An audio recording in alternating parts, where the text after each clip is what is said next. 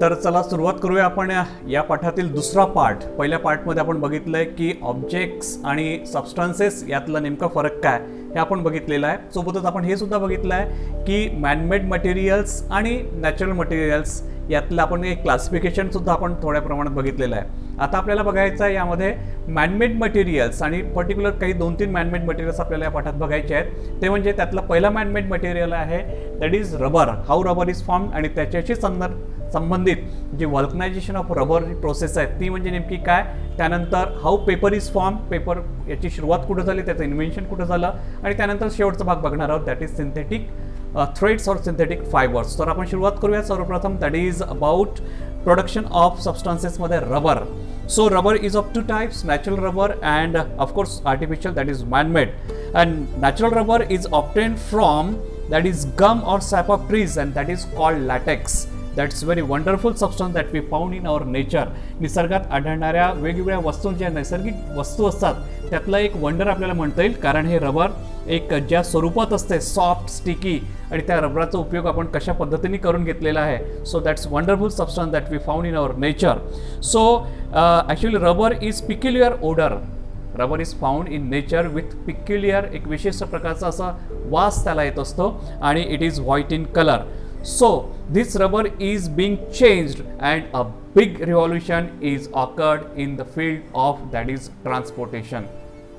Transportation मध्ये खूप मोठा एक चमत्कारिक बदल घडून आलेला आहे या रबराच्या शोधामुळे. रबरामुळे जे काही नवीन उद्योगधंदे मिळाले, कारण प्रत्येक उद्योगधंद्यामध्ये ज्या मशीन्स असतात त्या मशीन्सवर कंट्रोल करण्यासाठी एक रबराचा पट्टा असतो. एखादं वाहन जर म्हटलं तर त्याला टायर असतो. अगदी घरात छोट्या छोट्या वस्तूंपर्यंत रबर उपयोगी असते. या रबरामुळे नक्कीच एक रिव्हॉल्युशन, एक उत्क्रांती घडून आलेली असं आपल्याला म्हणायला हरकत नाही.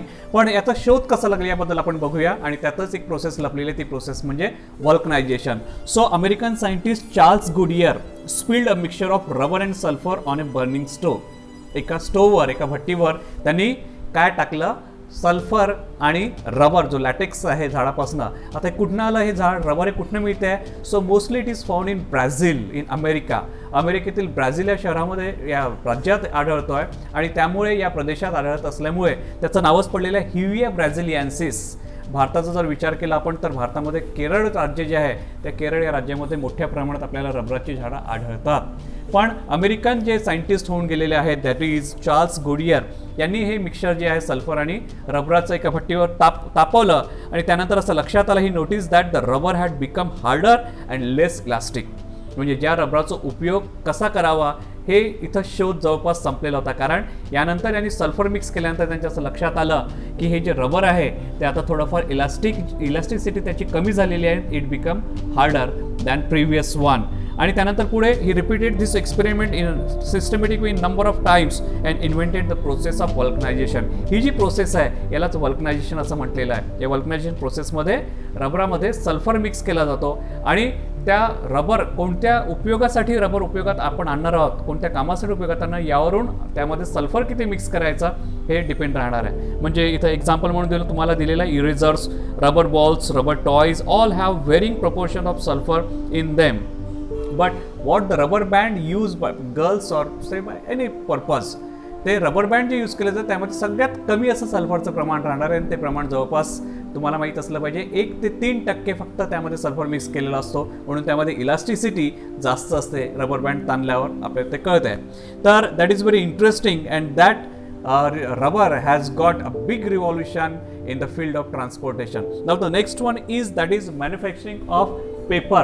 पेपर कसा तयार केला जातो तत्पूर्वी आपण जाणून घेऊ की पेपर नेमका याची सुरुवात कुठनं झाली होती. तर असं म्हटलं जाते की एक चायनीज सायंटिस्ट होऊन गेलेले आहे आणि ते 200 ईसापूर्व BC 202 ईसापूर्व या वर्षी एक चायनीज सायंटिस्ट होऊन गेले होते कायलून यांनी सर्वप्रथम एक वेगवेगळ्या बास आणि रेशम दॅट इज सिल्क यांच्यापासून पेपर बनवण्याचा सर्वप्रथम प्रयत्न केला. पण त्यांच्या असं लक्षात आलं की हे अतिशय महागडं पडत आहे. त्यामुळे त्यांनी त्याऐवजी वेगवेगळ्या प्रकारचे झाडांची जी साल असते त्यांनी त्याला उपयोग करायला सुरुवात केली. पण तत्पूर्वीही रोम या देशामध्ये त्याच्या आधी त्याचा शोध लागलेला होता आणि पेपायरस नावाच्या झाडापासून पेपर तयार करायचा प्रयत्न करण्यात आला होता. कदाचित पेपायरस पासूनच पेपर हे नाव पडलं असावं असं इथं आपल्याला कळतंय. त्यानंतर कायलून हे जे सायंटिस्ट होऊन गेले आहे चायनीज, म्हणजे सर्वप्रथम पेपरचा शोध कुठं लागला जर असा प्रश्न विचारला तर आपल्याला नक्की सांगता आलं पाहिजे the paper was invented in China and Cai Lun was the inventor, आणि म्हणूनच त्याला that is saint of papers किंवा पेपरचं संत त्यांना म्हटलं जात आहे. ठीक आहे. भारताचा जर विचार केला आपण तर भारतामध्ये पेपर जे आहे ते 7व्या शताब्दीमध्ये म्हणजे शतकात आलेलं आहे. आता त्यानंतर 7व्या शतकात आलं आणि सर्वप्रथम त्याचा कारखाना जो आहे तो 1812मध्ये मला वाटतं वेस्ट बेंगॉलमध्ये लावण्यात आलं, पण त्यावेळेस काही पेपराची मागणी तेवढी नव्हती, त्यामुळे तो कारखाना काही काळानंतर बंद पडला. अशा पद्धतीने हा थोडा एक इतिहास आपण जाणून घेऊ. आणखीन एक आपल्याला महत्त्वाचं एक जाणून घ्यायचं आहे की पेपर तयार कसं होतो. In fact paper is a combined network of cellulose fibres.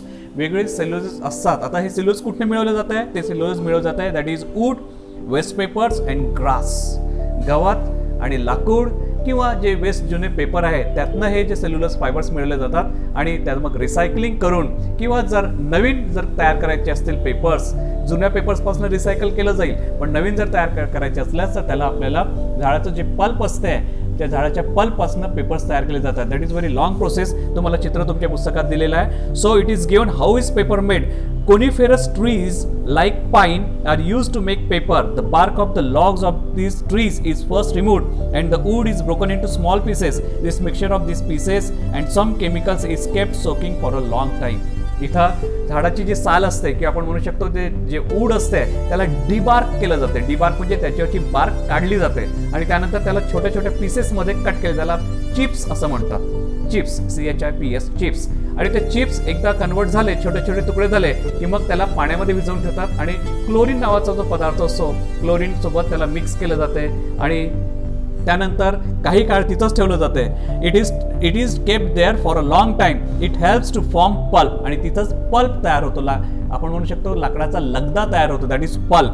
When the chemical process is completed the fibrous substances from wood pulp is separated. यातनं मग जो फायब्रस मटेरियल आहे तो त्या पल्पमधनं वेगळा केला जातो.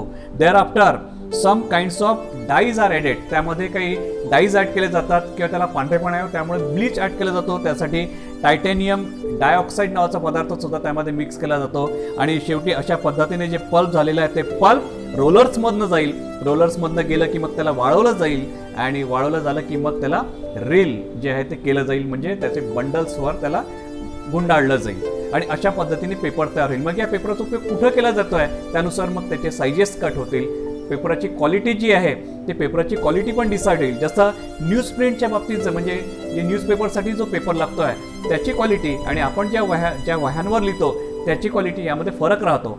अशी जर एक न्यूज प्रिंट जी आहे ती भारतामध्ये सर्वप्रथम तयार करण्यात आली, जी फॅक्टरी आपण म्हणून इंडस्ट्री ती 1955ला तयार करण्यात आली नेपानगर, मध्य प्रदेशमधील नेपानगर इथे.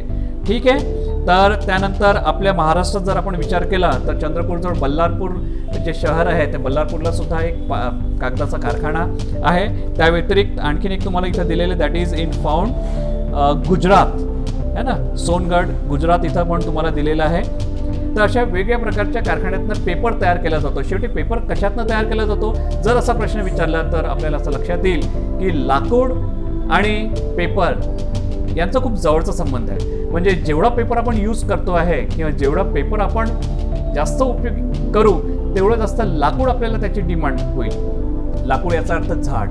म्हणून एक गोष्ट आपल्या लक्षात असली पाहिजे की जेवढं शक्य होत असेल तेवढं पेपरचं यूज आपण मिनिमाइज केलं पाहिजे, कमी केलं पाहिजे. म्हणजे त्याचा उपयोग ऑफकोर्स टाळता येणार नाही. डिजिटल जरी आपलं युग आलं असला तरी सुद्धा पेपर्स याचा उपयोग सतत होतच आहे. पण काही जर आपण डोक्यात ठेवलं, आपल्या लक्षात ठेवलं तर नक्कीच झाडांपासून तयार होणाऱ्या कागदाची डिमांड कमी होईल आणि त्यामुळे नक्कीच झाडंसुद्धा कमी कापली जातील. तर आपण काही गोष्टी लक्षात ठेवण्यासारखी इथं तुम्हाला काही पॉईंट्स दिलेले ते म्हणजे do not tear up blank pages of a notebook. That's very important for the children, school children. Okay.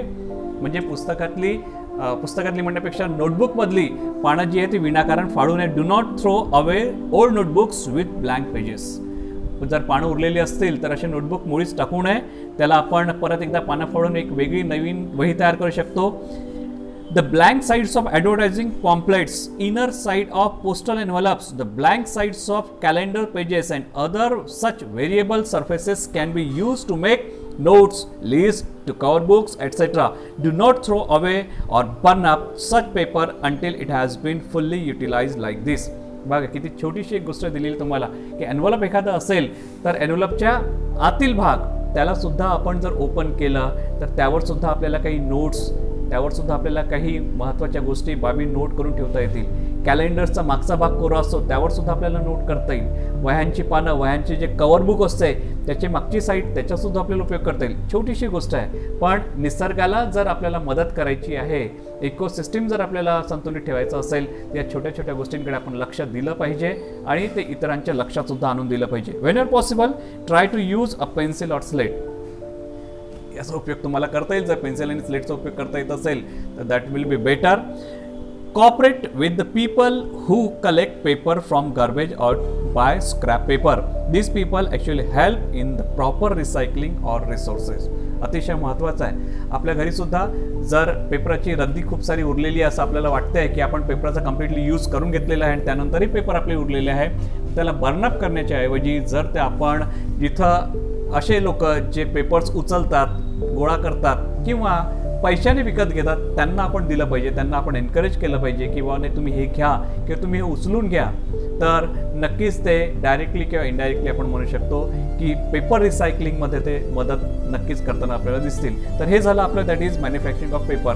Now let's see about how synthetic fibres or synthetic threads are being form. जशा जशा population वाढत गेली, आपल्या ज्या वस्त्राची जी गरज आहे ती गरज पूर्ण करणं शक्य निसर्गता ज्या झाडापासून आपल्याला मिळते आहे, कापूस दॅट इज कॉटन, कॉटनपासनं माणसाच्या पूर्ण गरजा वस्त्र संदर्भात पूर्ण करणं शक्य होत नव्हतं. त्यामुळे वैज्ञानिक लोकांनी, पूर्ण जगातील वैज्ञानिक लोकांनी वेगळ्या प्रकारचे खूप सारे प्रयोग करून नवनवीन अशा धाग्यांचा शोध लावला आणि त्या धाग्यांमध्ये खूप सारी नावं पुढे आली. टेरिन, टेरिलिन, पॉलिस्टर, त्यानंतर डेक्रॉन, रेयॉन, नायलॉन, असे कितीतरी धागे त्यांची नावं आपल्या पुढे आलेली आहेत आणि त्या धाग्यांची निर्मिती मनुष्याने निसर्गातून काही विशिष्ट प्रकारचे घटक घेतले आणि नवीन धाग्यांची निर्मिती केली. कम्पॅरेटिव्हली जर आपण बघितलं तर कॉटन जे आपल्याला नॅचरल सोर्स म्हणू शकतो आपण, ज्यातनं आपल्याला कपडे विणले जात होते आधी, आताही विणले जातात. आणि आणखीन एक दुसरा सोर्स म्हणजे that is silk worm. Silk is a natural thread और fibre obtain from the cocoons of the silk worms. आणि हे जे ककून असते, हे सिल्क वर्मचे ककून जवळपास त्यातनं 500 ते 1300 metre long thread, a single thread of silk can be obtain. That's very amazing. एक निसर्गाचा चमत्कार आपल्याला म्हणायला पाहिजे. आणि त्या या सिल्कपासनं वेगवेगळ्या प्रकारचे सिल्क क्लॉथ्स तयार केले जातात. जशी डिमांड आहे त्यानुसार कपडे विणले जातात, तयार केले जातात. That's also amazing.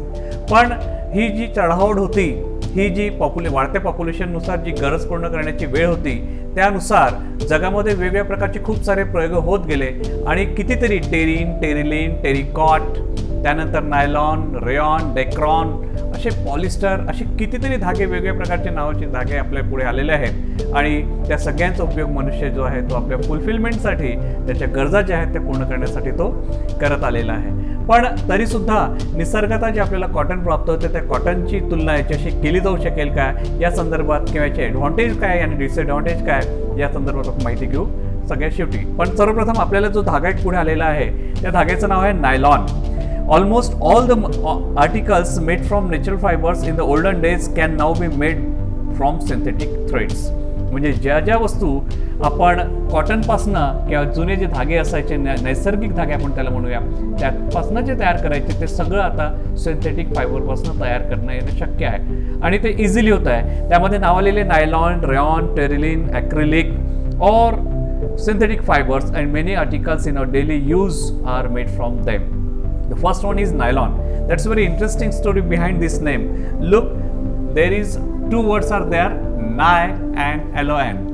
So हे या धाग्याच्या संदर्भात असं म्हटलं जाते की न्यूयॉर्क आणि लंडन, बघा न्यूयॉर्कचा NY आणि लंडनचा LON, या दोन्ही शहरांमध्ये एकाच वेळेस या धाग्याचा शोध लागलेला आहे. त्यामुळे क्रेडिट कोणाला मिळायला हवा, या दोन्ही देशांमध्ये कदाचित भांडणं झाली असतील आणि म्हणून दोन्ही देशांनी एकत्र येऊन हे ठरवलं की तुमच्या देशात, आमच्या देशात याचा शोध लागलेला आहे, त्यामुळे आपण याचं नाव या पद्धतीने ठेवायचं आणि त्यानुसार त्याचं नाव ठरण्यात आलं मग नायलॉन असं. म्हणजे NY दॅट इज हे आणि LON आणि शब्द म्हणलं त्यापासून nylon. New York plus London that is nylon. आणि very interesting that this thread nylon thread have a shine and are very strong, transparent and water resistant. आणि यांचा उपयोग कुठे होतो? For making fishing nets, ropes, clothes, अशा कित्येक ठिकाणी या नायलॉनचा उपयोग होत असतो. त्यानंतर आपण शॉर्टमध्येच बघणार आहोत आपण. त्यानंतर दुसरा धागा आपल्याला दिला, that is rayon. The word rayon, ठीक आहे, रेऑनचा अर्थच होता सूर्याच्या किरणासारखा ते दिसलं पाहिजे. याला आपण सिंथेटिक सिल्क असं पण म्हटलेलं आहे. सिंथेटिक सिल्क का बरं म्हटलेलं आहे? कारण त्याच्यावर सिल्कची जी चमक असते, जी रेशमावर जी चमक असते, जी शायनिंग असते, ती शायनिंग या रेऑनवर आलेली आहे. याचं नावही त्यामुळेच ठरलेलं आहे, कारण सूर्य किरणाला जशी चमक असते तशा प्रकारची चमक या धाग्यांना असते, या थ्रेडला असते, म्हणून याचं नाव रेऑन असं पडलेलं आहे. आपण आर्टिफिशियल सिल्क असं पण म्हटलेलं आहे. कॉटन आणि वूड पल्प यांना एकत्र सोडियम हायड्रॉक्साईडमध्ये, सोडियम हायड्रॉक्साईडच्या सोल्युशनमध्ये ठेवलं जाते आणि त्यानंतर त्यांना एका मशिनीतून, ज्यातनं बारीक धागे लांब ओढले जाऊ शकतात, अशा मशीनमधनं पास केलं जाते आणि मग धागे तयार केले जातात. त्यांना आपण रेऑन्स म्हटलंय. This rayon also are very shiny and have got good strength. They are called synthetic silk. They appear to be like that of sun's rays, therefore they are called rayon. Okay. The next one is सांगितलेलं की various hydrocarbons. Hydrocarbons म्हणजे काय? तर mineral oil पासून जे प्राप्त होतं त्याला आपण हायड्रोकार्बन्स म्हटलं. That is combination of hydrogen and carbon. So substances obtain from mineral oil, that is hydrocarbons, use to make polymer chains. वेगवेगळे छोटे छोटे युनिट पासून एक सिरियलमध्ये जे सगळे युनिट लागले त्याला पॉलिमर चेन तयार होत आहे. And solution of such polymer is press through a strainer. बारीक बारीक छिद्र असणार, ज्या आकाराचा आपल्याला धागा पाहिजे, ज्या त्याची जाडी किती पाहिजे आहे यावर त्याची त्या स्ट्रेनरमध्ये त्याला पास केलं प्रेशर देऊन, तर त्यातनं त्या जाडीचे धागे तयार होत आहेत. That's very interesting. So that are pressed through a strainer with fine holes. The fibers formed after cooling are long and unbroken threads. These threads are twisted to obtain yarn. हे जे धागे निघतात या धाग्यांना एकमेकांमध्ये ट्विस्ट केलं जाते आणि त्यापासून मग मोठे धागे किंवा यार्न्स तयार होत असतात. So different types of chemicals are used to make different kinds of threads of various properties. These different threads have been named variously, such as dacron, terylene, polyester, etc. etc. तर हे झालं आपल्या ज्या धाग्यांच्या संदर्भात जे एकदम शॉर्टमध्ये दिलेलं आहे. आता आपण बघूया जे तुमच्या पेज नंबर 48 वर दिलेलं आहे की जे सिंथेटिक फायबर आहे त्या सिंथेटिक फायबरचा ॲडव्हान्टेज काय. नक्कीच ॲडव्हान्टेज असेल तर त्याला डिसएडव्हान्टेज पण मिळणार आहे. Advantage first one is it can be manufactured on a large scale, on a mass scale. मोठ्या प्रमाणात त्याचं उत्पादन होणं शक्य आहे, हा त्याचा ॲडव्हान्टेज आहे. दुसरा ॲडव्हान्टेज त्याचा दिलेला आहे त्याची कॉस्ट जी आहे ती अतिशय कमी असते, कारण की प्रोडक्शन जास्त झाल्यामुळे ऑफकोर्स कॉस्ट त्याची कमी राहणार आहे. They are strong and durable and they can be use for a long time. That is durability त्याची ती आहे ती भरपूर आहे, लांब आहे. They are water repellent, hence can not be get wet, they dry easily. सहजपणे ते वाळून जातात कारण ते वॉटर रिपेलंट असतात. They are light weight and comfortable to wear. घालण्याच्या बाबतीत हलके फुलके वाटतात आपल्याला कारण ते लाईट वेट असतात. त्यानंतर they have got shine and enhance the appearance of the wearer. विअररचा अपीरियन्स जे आहे ते वाढवतात कारण they get shine. And clothes made from this threads are wrinkle free and scratch free. Very important आहे ना. कॉटनचे कपडे जर आपण घातले तर त्यावर धुतल्यानंतर रिंकल्स येतील, स्क्रॅचेस येतील. म्हणून सिंथेटिक फायबर्स जर आपण यूज केले तर ह्या रिंकल्स आणि स्क्रॅचेसपासून आपल्याला मुक्ती मिळेल. पण याचे काही डिसएडव्हान्टेज पण आहेत. ते डिसएडव्हान्टेज पण सुद्धा लक्षात घेण्यासारखे आहेत आणि त्यावरूनच आपण या सिंथेटिक फायबरचा उपयोग करावा की करू नये हे आपण ठरवत असतो. याचा अनुभव पण आपल्याला येतो आहे. ते वॉटर रेपेलंट हा त्याचा ॲडव्हान्टेज जरी झाला तरी सुद्धा त्याचा शॉर्ट कमी किंवा डिसएडव्हान्टेज काय त्याचा, they do not absorb sweat and then cause the skin diseases. ते जे काही आपल्याला स्वेट येतो आहे तो स्वेट ॲब्झॉर्ब करू शकत नाही आणि त्यामुळे स्किन डिसीजेस होण्याचे पूर्ण चान्सेस असतात. Secondly, synthetic clothes are comfortable to wear specially in summer. उन्हाळ्याच्या दिवसात हे कपडे आपल्याला घालता येणार नाही किंवा कम्फर्टेबल होत नाही आहे हे जर आपण विअरर कॅन नो, है ना. विअरर नोज धिस फॅक्ट. जर तुम्ही हे कपडे घातले सिंथेटिक फायबर्स गरमीच्या दिवसात तर तुम्हाला त्याचा कसा त्रास होतो याचा अनुभव तुम्हाला असेलच. Synthetic fibres catches fire very easily. That's another shortcoming or another disadvantage, that it can catch fire very easily. If they catch fire, the clothes stick to the skin and causes serious injuries. एकदा आग पकडली या कपड्याने आणि ते आपल्या शरीरावर जर असले तर ते स्किनला पूर्णपणे चिपकून जातात, त्यामुळे स्किनची जी इंजुरीज आहे ती भयावह होत जाते. ठीक आहे. And this fibres are not decomposed by microorganisms. Cotton जर असेल किंवा सिल्क जर असेल तर मायक्रोऑर्गॅनिझम्सद्वारे ते डिकम्पोज केले जाऊ शकतात, पण synthetic fibres can not B decompose by micro organisms. So these are some of the shortcomings and some of advantages. Now you have to decide what to wear and what not. Okay, thank you so much.